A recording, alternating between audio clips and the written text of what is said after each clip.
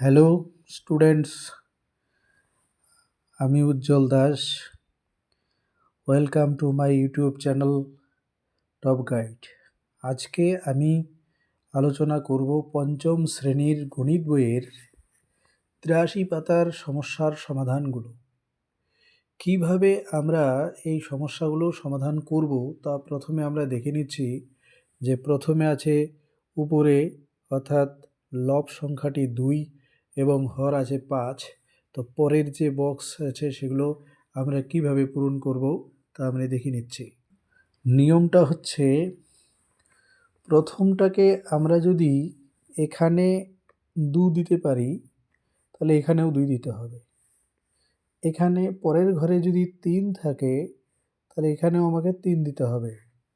এখানে যদি ৪ হয় তাহলে এখানেও আমাকে ৪ দিতে হবে। এখন তাহলে এখানে আছে ২, তার মানে ২ দুগুণে ৪, এখানে ৫ দুগুণে ১০, তারপরেরটা হবে ৩ দুগুণে ৬, ৩ ৫-এ ১৫, এরপরেরটা হবে ৪ দুগুণে ৮, ৫ ৪ ৫-এ হবে ২০।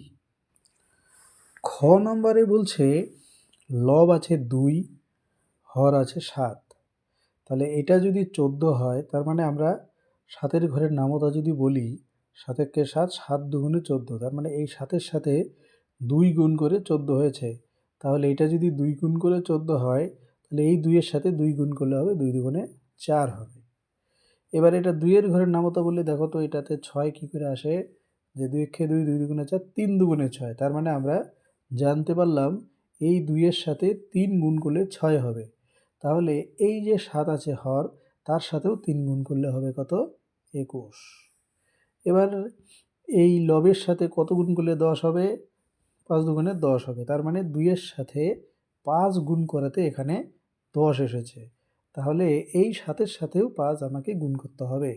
৫ সাথে কত হবে? ৩৫। এবার আমরা দেখতে পাচ্ছি গ নম্বরে এটাতে লব আছে ৩, হর আছে ৮, তারপরের শূন্যস্থানগুলো আমাদেরকে পূরণ করতে হবে। এখানে দেখে নাও ৩-এর সাথে কত গুণ করলে ৯ হয়? ৩, ৩ তিরিক্ষে ৯, তাহলে এই ৮-এর সাথেও ৩ গুণ করতে হবে। ৩ ৮-এ হবে ২৪। নেক্সট আমরা এখানে দেখব ৮-এর সাথে ৩২, মানে ৪ ৮-এ ৩২, ৮-এর সাথে ৪ গুণ করাতে ৩২ হয়েছে। তাহলে সেই ৪ আবার এই ৩-এর সাথেও গুণ করতে হবে। ৩ ৪-এ কত হবে? ১২ হবে। ৩-এর ঘরে নামতা বলি বলো এখানে কত গুণ করলে ১৮ হবে? ৬। তাহলে এর সাথেও ৬ গুণ করলে ৬ ৮-এ হবে ৪৮। এবার ৬৪ আছে, ৮ ৮-এ ৬৪ হয়, তাহলে এর সাথেও ৮ দিয়ে গুণ করলে হয়ে যাবে ২৪। এবার আমরা শিখব ঘ নম্বরটা কি করে হয়। এখানে আমরা জানি না, প্রথমেই আমাদের শূন্যস্থান, তারপরে আসছে ২১/২৭, ২৮-এর নিচে কত হবে জানি না, ৫৪, তার উপরে কত হবে ৫৬, তার নিচে কত হবে আমরা বের করব। তাহলে দেখো এখানে আছে ২১ এবং ২৭, তার মানে ২১ আর ২৭ হচ্ছে ৩ দিয়ে গুণ করে আছে। এটাকে যদি আমরা কাটাকাটি করা যায়, হ্যাঁ, ৩ ৭ ২১, ৩ নং ২৭, তাহলে এখানে আমরা দেখতে পাচ্ছি ৭ হবে আর এখানে ৯ হবে। ৪-এর সাথে এটা হচ্ছে ৪ ৭ ২৮, এখানে যদি আমি দেখি ৪ ৭ ২৮, তার মানে ৪ নং ৩৬, এখানে ৫৪ আছে। ৯-এর থেকে যদি ৯-এর ৬ নং ৫৪, হ্যাঁ ৬ নং ৫৪ হবে, তাহলে সেই ৬ দিয়ে ৬ ৭-এ কত হবে? ৪২ হবে। এবার ৫৬ আছে, ৭ ৮-এ ৫৬ হয়, ৮ নং কত হবে? ৭২ হবে। এরপর দেখে নাও আছে এখানে ২৪ আর এখানে আছে কত? ৩৩, তার মানে ৩ ১১ ৩৩ হবে, ৩ ৮-এ হবে ২৪। ৩ ১১ ৩৩, ৩ ৮-এ ২৪, এই ৮-এর সাথে কত গুণ করলে ৪০? ৫। তাহলে সেই ৫ ১১ কত হবে? ৫৫। তার মানে এটা গুণ হয়েছে ৩ দিয়ে, এটা গুণ হচ্ছে ৫ দিয়ে, এটা হবে ৬ দিয়ে। ৬ ১১ ৬৬, ৬ ৮-এ হবে ৪৮। এবার ৮ ৮-এ ৬৪, ৮ ১১ কত হবে? ৮৮। তার মানে আমাকে দেখতে হবে কত দিয়ে গুণ করে একটা মান বের হয়েছে, তাহলে নিশ্চয়ই তার পরের মানটাও একইভাবে হবে। এবার হচ্ছে চ নম্বরে দেখো উপরে বলছে 11, নিচে বলছে 12, তাহলে 11 আর নিচে কত 12। নেক্সটে আছে 33, তার নিচে প্রশ্নবোধক, তারপরে আছে উপরে আছে বক্স, নিচে আসবে 60, তারপর উপরে হবে 88, নিচে বক্স হবে। তাহলে আমরা এখানে নিশ্চয়ই দেখতে পাচ্ছি যে 11-র সাথে 3 গুণ করলে 33 হয়, 12-র সাথেও 3 গুণ করলে হবে 3 বারং 36, 60, 5 বারং 60, 5 11 হবে 55, 88 মানে 8 11 88 হবে, 8 বারং হবে 96, 8 বারং কত হবে 96, 96। এরপর দেখো 6 নাম্বার, উপরে 21, নিচে হবে 36, হ্যাঁ 21 36। তার মানে প্রথমে 21কে কাটাকাটি করে নেই, 3 সাথে হবে 21, 3 12 হয় 36। তাহলে আমরা এখানে নিশ্চয়ই দেখতে পাচ্ছি যে এটা যদি আমার 35 থাকে, তার মানে 5 সাথে 35, 5 বারং হবে 60। এখানে আমরা 4 দিয়ে গুণ করে দেখি, 4 সাথে কত হবে 28, আর 4 বারং 48। সেম 84, 7 বারং 84 হয়, তাহলে 7 সাথে কত হবে 49 হবে। বর্গের নম্বরে দেখো লেখা আছে যেমন খুশি সংখ্যা দিয়ে গুণ করো। তার মানে আমি যদি প্রথমটাকে 2 দিয়ে গুণ করি, প্রথমটাকে 2 দিয়ে গুণ করলে হবে 60/80। পরেরটাকে যদি 3 দিয়ে গুণ করি, 3 3-এ 90/3 4-এ 12, 120। 4 দিয়ে গুণ করলে হবে 120/4 4 গুণ হচ্ছে 160। এরকমভাবে এটা আমাদেরকে করতে হবে। 80 পাতা 84 পাতায় আমরা দেখব যে কিভাবে আমরা একটা ভগ্নাংশকে লঘিষ্ঠ আকারে পরিণত করব। প্রথমে আমরা ধরে নাও ভগ্নাংশটি আছে 16/24। 16/24কে প্রথমে আমরা এখানে রাফ করতে পারি। এই 16কে 1 6 16, 16কে আমরা কি করব উৎপাদকে বিশ্লেষণ করব।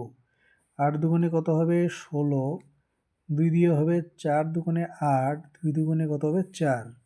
আর 24 যে ছিল এটাকেও আমরা এরকম করতে পারি, 12 দুগুণে 24, 6 দুগুণে 12, 3 দুগুণে 6।